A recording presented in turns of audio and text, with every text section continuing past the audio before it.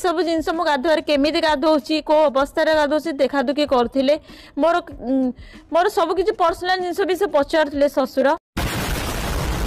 बुझल भाउज सबुठ प्रथम कथा है तुम कथार जहाँ जना पड़ी तुम को पोखरी गाधे जान तुम निश्चिंत गोटे बाथरूम रे ही गाधुल किंतु तुम जो कहल तुम गाधला तुम ससुर उंडी उंडी देखुले ये भूलटा प्रकृत में तुम ससुर नुह ये भूलटा केवल आउ केवल तुमर मगर क्यों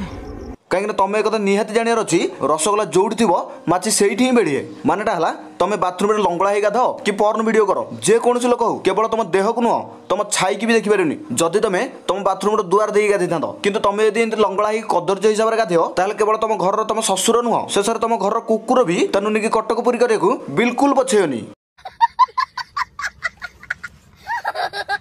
अच्छा भाउज तुम कुकुर ना ना माने तुम ससुर तुम खाली लुचि लुचि देखुले ना तुमको आउ किछि कहउतले मो ससुर बारंबार मो सहित